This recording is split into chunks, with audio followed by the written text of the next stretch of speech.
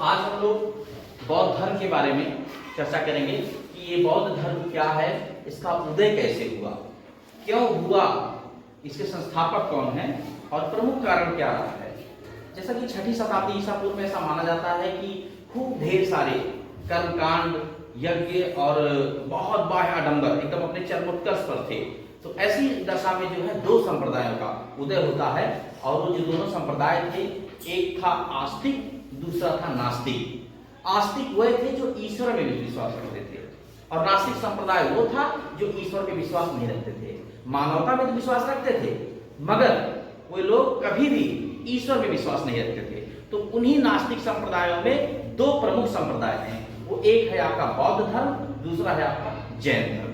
तो उसी आज बौद्ध धर्म के बारे में चर्चा करेंगे। इनके सामान्य परिचय में देखेंगे कि बौद्ध धर्म में जो इसके संस्थापक रहे हैं वो गौतम बुद्ध है। सिद्धार्थ इनके बचपन का नाम है, बचपन का नाम इनका सिद्धार्थ था और इनके पिता का नाम शुद्धोधन, इनके पिता का नाम शुद्धोधन जो कि कपिलवस्तु के राजा थे और इनकी माता का नाम महामाया था, को माया देवी भी कहते हैं। ये कोलिये गणराज्य की राजकुमारी थी और इनकी पत्नी का नाम यशोधरा था।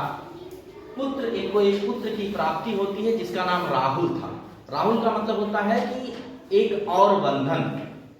और दूसरा इनकी मौसी, जिनका बहुत अहम रोल रहा है क्योंकि ऐसा माना जाता है कि जब ये अपनी माँ के गर्भ में थे और ऐसे में इनके पिताजी की माताजी को लेकर जा रहे थे ननिहाल के, वो अपने मायके जा रही थी और लुम्बन यहाँ क्या कहते हैं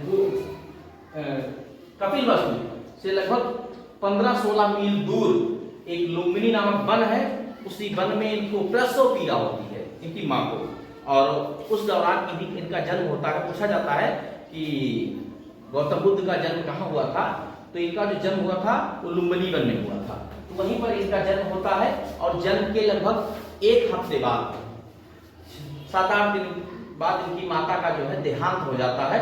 तो फिर इनके पिताजी ने इनकी मौसी से विवाह कर लिया था इनके लालन पालन के लिए, इनको कोई समस्या ना हो। तो इसीलिए इनके पिताजी जो है शुद्धोधन ने इनकी मौसी, जिनका नाम गौतमी प्रजापति है, उनसे जाकर के इन्होंने क्या किया, विवाह कर लिया।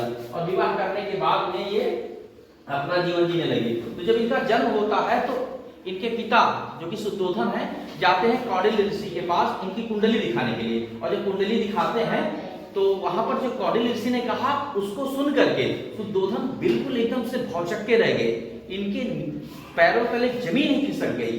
उन्होंने बताया, जो उन्होंने कहा था, या तो आपका लड़का बहुत बड़ा सम्राट होगा या फिर बहुत बड़ा सन्यासी होगा। जब ये सुनते हैं तो एकदम बिल्कुल विचलित हो जाते हैं, परेशान हो जाते हैं। तो इन्होंने सारी सुख सुविधाएं उस महल में जहां पर गौतम बुद्ध रहते थे, उस महल में खूब ढेर सारी सुख सुविधाओं का इन्होंने जमावड़ा कर दिया कि किसी चीज की कभी कोई दिक्कत ना हो इनको, कभी कोई चीज परेशानी इनको ना हो। लेकिन ये अक्सर एकांत में रहते थे, एकांतवास इनको बहुत पसंद था, बिल्कुल चिंतन मनन हमेशा करते रहते थे। जब इसको देखा तो कहा हो लगता है कि बाबा बात सही निकल जाएगी। तो ये क्या किए, कहे चलो तुम्हारा विवाह कर देते हैं। जब शादी विवाह कह दे एकदम लग जाओ जो 8वां, फिर कहाँ जाओ, भाई दिमाग में आया। तो इन्होंने ले जाकर के इनकी 14-15 साल की आयु थी, इनकी शादी कर दिया सिद्धार्थ की। और जिनसे शादी किया था उनका नाम था यशोधरा। याद रखिएगा, यशोधरा और यशोदा में महावीर स्वामी की पत्नी का नाम यशोदा और इनकी पत्नी का नाम यशोधरा, थोड़ा सा कंफ्यूजन रहता है। सिद्धार्थ इनका नाम है बचपन का, गौतम बुद्ध का जो बचपन का नाम है सिद्धार्थ है और महावीर स्वामी के पिता का नाम भी सिद्धार्थ है। तो थोड़ा सा कंफ्यूजन है, इस चीज को थोड़ा क्लियर रखिएगा। तो जब इनकी शादी हो जाती है, बहुत खूबसूरत थी, लेकिन जो बंधनों से मुक्त होना चाहता है उसको कौन रोक सकता है। तो फिर काफी लंबे ऐसे समय बीतता गया और इनको कुछ भी अच्छा नहीं लगा। एक दिन इन्होंने अपने पिता से कहा कि मुझे बाहर घूमने टहलने जाना है, मैं बाहर घूमने टहलने जाऊंगा। तो भाई परेशान हो गए, कहीं ऐसा कुछ गड़बड़ तो नहीं होने वाला है। तो इन्होंने चन्ना को बुलाया। इनके जो सारथी थे, जो रथ हाँकने वाले थे, उसका नाम चन्ना है, उसको बुलाया कि आइए और बता दिया इस रास्ते पर लेकर इनको जाना, और उस रास्ते पर खूब ढेर सारे ढोल नगाड़े बजवा रहे थे, खूब नृत्य हो रहे थे, तमाम प्रकार के सभी खुशहाल थे। लेकिन जब भगवान बुद्ध निकले हैं महल से, तो इन्होंने चन्ना से कहा कि नहीं, इस रास्ते पर मत ले चलो, तुम मुझे इस रास्ते पर, दूसरा वाला रास्ता इन्होंने बताया। तो इस तरीके से जैसे बारात आती है शादी वादी में, जिधर से बारात जाना रहता है, बढ़िया फरवस एकदम छील छाल के, बढ़िया चूना ऊना डाल के, लाइट वाइट लगा के एकदम बिल्कुल फिट रखते हैं। ऐसे ही जब जिस रास्ते से इनको जाना था, उस रास्ते पर खूब बढ़िया ढोल लगाड़े और तमाम प्रकार के नृत्य कृत्य हो रहे थे। लेकिन भगवान बुद्ध ने कहा नहीं, मुझे इस रास्ते दूसरे वाले से।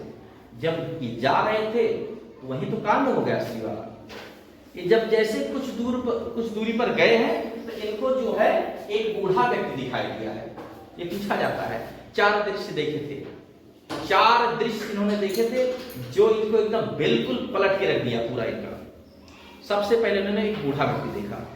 जब उस बूढ़े व्यक्ति को देखते हैं, पूछते ये कौन है, तो चन्ना बताता है कि ये है बूढ़े व्यक्ति, एक दिन हम सबको बूढ़ा हो जाना है। दूसरा इन्होंने जो देखा था, वो एक रोगी को देखा था, एकदम बिल्कुल कराह रहा था, पीड़ित एकदम था, तड़प रहा था।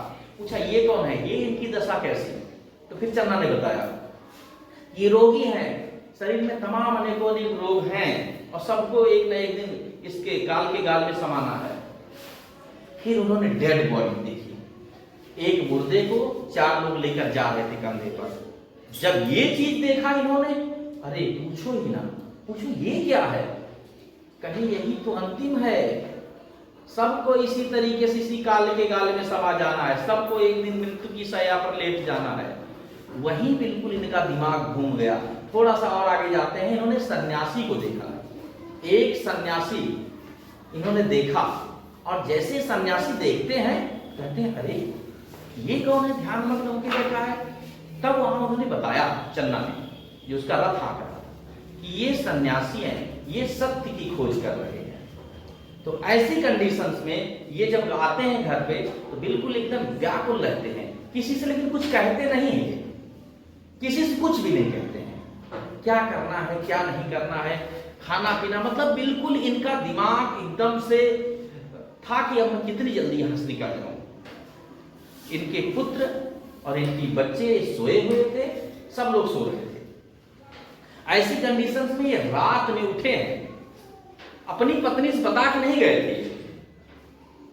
भगवान बुद्ध जब रात में गए हैं निकलकर, अपनी पत्नी से बताए नहीं, अपने बच्चे को जगने नहीं दिए, एकदम धीरे से चुपके से उठे हैं, एकदम महल से बाहर निकल गए। इनकी पत्नी रो रो के अपनी सहेली से कह रही थी, क्या कह रही थी, एक पंक्ति है छोटी सी 2 लाइन की, कह रही थी रो रो के कि सिद्ध हेतु स्वामी गए यह गौरव की बात, कि सिद्ध हेतु स्वामी गए यह गौरव की बात, पर चोरी चोरी गए यही बड़ा व्याख्यान। अरे हमसे बता के चले गए होते कि हम जा रहे हैं, उनको चोरी चोरी जाने की क्या जरूरत है। ये बिल्कुल बताए नहीं थे, ये निकल जाते हैं, और निकल के जब जाते हैं तो फिर आगे इनको जो है अलार कलाम मिलते हैं वैशाली के निकट। इनके जो सबसे पूछा जाता है कि इनके पहले गुरु कौन है, भगवान बुद्ध के जो सबसे पहले गुरु हैं, तो सबसे पहले वाले जो इनके गुरु हैं उनका नाम अलार कलाम है। अलार कलाम जी जो है सांख्य दर्शन के गुरु हैं। और फिर इनके दूसरे जो गुरु थे उनका नाम रुद्रकाम पुस्तक है, जो कि इनकी योग दर्शन के गुरु हैं। इन लोगों के पास में रहते हैं और साधना करते हैं, तपस्या करते हैं, लेकिन इनको बिल्कुल समझ में नहीं आता है, इनको ज्ञान की प्राप्ति नहीं होती, बिल्कुल व्याकुल रहते हैं। वहां से निकल करके फिर जो है ये चले जाते हैं बोध गया, वहां जाते हैं ऐसा करते हैं। तो जब निकल जाते हैं बोध गया में जाते हैं, तो वहां एक ऋजुपालिका नदी है, उसी के तट पर उस नदी किनारे बैठते हैं पीपल वृक्ष के नीचे, और एकदम बिल्कुल खूब घोर तपस्या करते हैं। इनको क्योंकि ये जब घर से निकले थे तो 29 साल की उम्र थी, टोटल जो है इनकी उम्र जो थी वो 29 साल थी, और 6 साल तपस्या करते हैं। 29 6 35 साल की उम्र में इनको ज्ञान की प्राप्ति हो जाती है। जब ये जा रहे थे तो इनके साथ 5 ब्राह्मण भी थे तपस्या करने, बैठे भी थे, लेकिन वो लोग उठ के चले गए। फिर वहां से उठ के चले जाते हैं ऋषिपालिका नदी के तट पर उस वृक्ष के नीचे, और उस वृक्ष को जो है बोधि वृक्ष का नाम दिया गया, बोधि वृक्ष, उस पीपल वृक्ष को। और वहां पर इनको जब ज्ञान की प्राप्ति होती है ये लौट के आते हैं और उन 5 को कहाँ देते हैं? सारनाथ में, जिसको ऋषिपत्तनम कहा गया है। क्या कहा गया है? ऋषिपत्तनम। उसी ऋषिपत्तनम में, सारनाथ में, सारनाथ ऋषिपत्तनम दोनों की चीजें, इन्होंने सबसे पहला उपदेश दिया। और जो इन्होंने उपदेश दिया था सारी पाली भाषा में, जितना उपदेश दिया सब पाली भाषा में इन्होंने उपदेश दिया था। और इस प्रकार से जो है इन्होंने उपदेश दिया और कई सारे ग्रुप बनाए और अपने उपदेश देने लगे। पूरे धीरे धीरे इनका जो उपदेश है वो बिल्कुल उत्तर भारत में कुछ ही दिनों में पूरा फैल गया। खूब ढेर सारा इनका जो है वो नाम हो गया और लोग इनसे मिलने आने लगे, लोग इनसे दीक्षा लेने लगे। इनका जो प्रचार प्रसार है पूरे उत्तर भारत में पूरे में फैल गया। इनसे जुड़े हुए कुछ प्रतीक हैं जिनको हम जान लेंगे। इनके गर्भ का प्रतीक, भगवान बुद्ध के जो गर्भ का प्रतीक वो हाथी है। इनके जन्म का प्रतीक क्या है? कमल और सांड। गृह त्याग, क्योंकि इनको घोड़ा लेकर के गया था, इसलिए इनको जो है घोड़ा ही इनके गृह त्याग का प्रतीक मान लिया गया।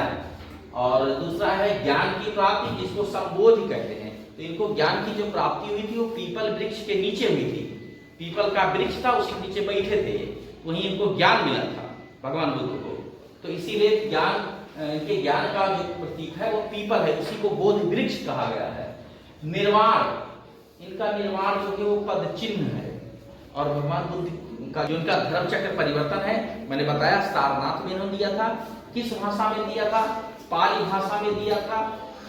और दूसरा इनके यौवन का प्रतीक जो है वो सांड है, क्योंकि सांड बिल्कुल तगड़ा मोटा रहता है।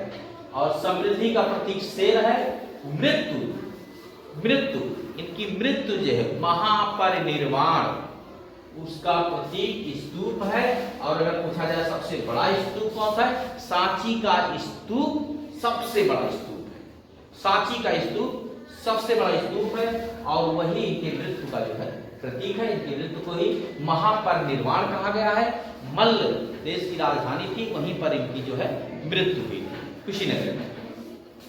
और आगे इनको कुछ इनके उपनाम भी है। इनको शाक्य मुनि भी कहा जाता है, क्योंकि ये शाक्य गण के थे। इनकी शाक्य गण होने की वजह से इनको शाक्य मुनि कहा गया है। गौतम बुद्ध, जब इनको ज्ञान की प्राप्ति हो गई तो इनको बुद्ध कहा गया। और तथागत मतलब सच जानने वाला। तो इस तरीके से इनको तथागत भी कहा गया। प्रथम उद्देश्य इन्होंने ऋषिपत्तनम में 5 शिष्यों को दिया था। और एक चीज, स्त्रियां इसमें शामिल नहीं थी। ये जानते थे ये रहेंगे गड़बड़ होगा, मैटर बहुत ही गड़बड़ होगा। लेकिन इनके एक शिष्य थे आनंद, जैसे हमारे शिष्य हैं आनंद, वैसे आनंद इनके शिष्य थे। कहना ही गुरु जी इनका लियो गुरु जी, भर्ती करो। भाई भगवान बुद्ध भी कहे चलो ठीक है, कह ही रहे चलो महिलाओं को आइए, आप भी आइए, आपको भी ज्ञान दे रहे। लेकिन ज्यादा दिन नहीं, 1000-1500 साल तक ये धर्म जो है चलेगा अच्छे से। उसके बाद में इसमें हरासमेंट आएगा, इसमें कमी आएगी, इसमें तमाम समस्याएं आएगी। लेकिन उनके जिद के आगे इन्होंने महिलाओं को भी शामिल किया। और जब महिलाओं को शामिल करने की बात आई तो इन्होंने सबसे पहले अपनी मौसी को शामिल किया था। इनकी मौसी का नाम जो था वो गौतमी प्रजापति था, उनको ही सबसे पहले इन्होंने शामिल कर लिया था। और ऐसे करके इन्होंने कई अन्य महिलाओं को भी ज्ञान दिया था। इसमें वैशाली की जो पुत्र नगर वधु थी आम्रपाली, उन्होंने भी बौद्ध धर्म की दीक्षा लिया था। और इस प्रकार से जो है इनके यहाँ महिलाओं को भी शामिल कर लिया गया। बहुत सारी महिलाएं जो आई और भगवान बुद्ध से दीक्षा ली। ऐसे में इन्होंने 4 आर्य सत्य बताए। 4 आर्य सत्य क्या है? Universal truth. वो चारों है क्या? तो जो ट्रूथ यूनिवर्सल है वो है दुख समुदाय। इन्होंने दुख बताया, दुख है संसार में। The world is full of deject and sorrow. ये संसार दुखों से भरा है। और दूसरा इन्होंने बताया दुख समुदाय।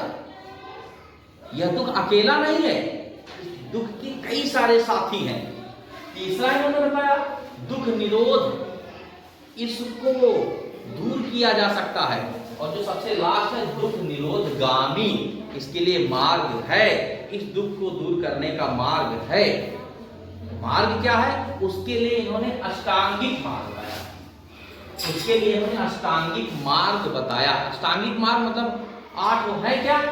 सम्यक दृष्टि, सभी वस्तुओं को एकदम बिल्कुल वास्तविक रूपरेखा से देखना, बाह्य दुनिया के उससे नहीं, वास्तविक रूपरेखा से किसी वस्तु को देखना।